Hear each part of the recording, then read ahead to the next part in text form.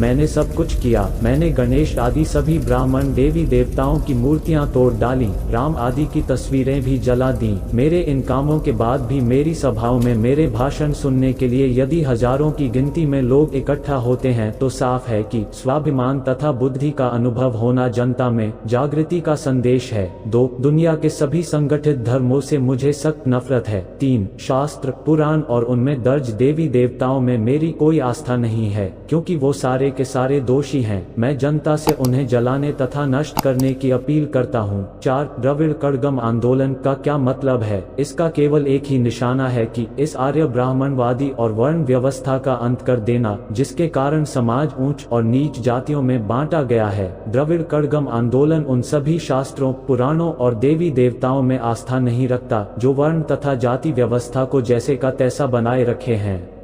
5. ब्राह्मण हमें अंधविश्वास में निष्ठा रखने के लिए तैयार करता है। वो खुद आरामदायक जीवन जी रहा है, तुम्हें अछूत कहकर निंदा करता है। मैं आपको सावधान करता हूँ कि उनका विश्वास मत करो। 6. ब्राह्मणों ने हमें शास्त्रों और पुराणों की सहायता से गुलाम बनाया है। अपनी स्थिति मजबूत करने के लिए मंदिर, ईश्वर और देवी देवताओं की रचना की। 7. सभी मनुष्य समान रूप से पैदा हुए हैं, तो फिर अकेले ब्राह्मण उच्च व अन्य को नीच कैसे ठहराया जा सकता है? 8. आप अपनी मेहनत की गाढ़ी कमाई क्यों इन मंदिरों में लुटाते हो? क्या कभी ब्राह्मणों ने इन मंदिरों, तालाबों या अन्य परोपकारी संस्थाओं के लिए 1 रुपया भी दान दिया? 9. हमारे देश को आजादी तभी मिली समझनी चाहिए जब ग्रामीण लोग देवता, अधर्म, जाति और अंधविश्वास से छुटकारा पा जाएंगे। 10. आज विदेशी लोग दूसरे ग्रहों पर संदेश और अंतरिक्ष यान भेज रहे हैं। हम ब्राह्मणों द्वारा श्राद्धों में परलोक में बसे अपने पूर्वजों को चावल और खीर भेज रहे हैं। क्या ये बुद्धिमानी है?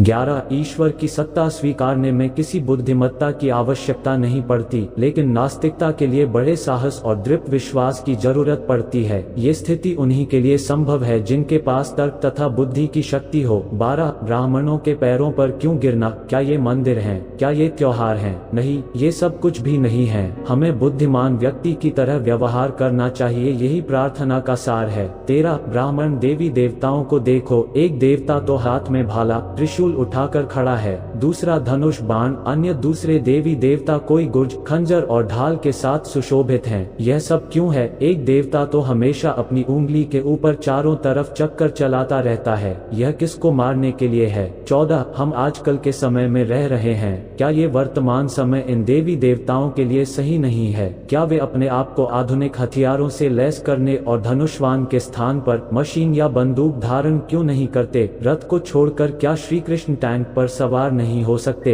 मैं पूछता हूँ कि जनता इस परमाणु युग में इन देवी देवताओं के ऊपर विश्वास करते हुए क्यों नहीं शर्माती? 15. उन देवताओं को नष्ट कर दो जो तुम्हें शूद्र कहे, उन पुराणों और इतिहास को ध्वस्त कर दो जो देवता को शक्ति प्रदान करते हैं। उस देवता की पूजा करो जो वास्तव में दयालु, भला और बोधगम्य है।